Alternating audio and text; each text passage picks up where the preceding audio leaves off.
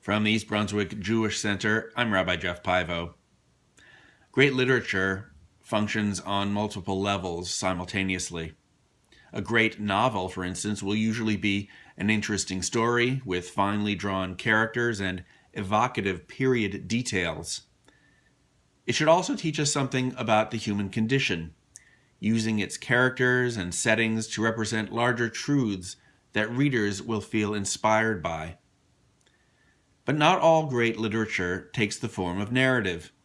Religious literature, such as the Torah, incorporates historical elements, legendary tales, legal sections, and poetry. In this week's Parsha, Terumah, the Torah goes into tremendous detail about the building of the Mishkan, the Israelites' portable sanctuary during the wilderness years of wandering. One reason for that level of detail in these descriptions is practical. They are the blueprints, so to speak, for the building, which the priesthood would need every time they established a new camp on the way from Egypt to Canaan.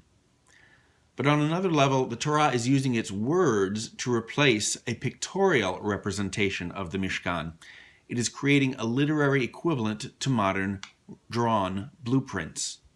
By using words, lots of them, with great detail, the Torah creates a reality of the Mishkan for us as readers long after the time that desert tent has been gone. Indeed, long after the time that the first or even the second temple in Jerusalem, which replaced it, are gone. Those structures existed until the 1st century, but the words that describe their first form here, the Mishkan, are still with us. And we continue to read those words long past the time when any such buildings existed, giving the words even more prominence than the actual things they describe. Study of texts like this is sometimes said to be dry or dull. While it certainly lacks the momentum of the accounts of the patriarchs or the Exodus from Egypt, the plans for the Mishkan have their own kind of interest and importance. They teach us about the importance of the physical institutions of Jewish life, such as the synagogue, that are at the center of our religious and our social lives. They also teach us that even when those institutions are physically absent, that they remain at the center of the Jewish experience. The Mishkan and the Jerusalem temple are gone, but by continually learning about them, we connect to our history and to our sacred texts.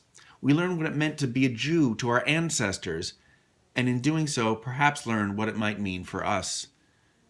By entering the reality of the text, we make up for the absence of the reality of the Mishkan itself. We read about it, we imagine it, we build it in our minds as we consider our obligations to the synagogue that has taken its place.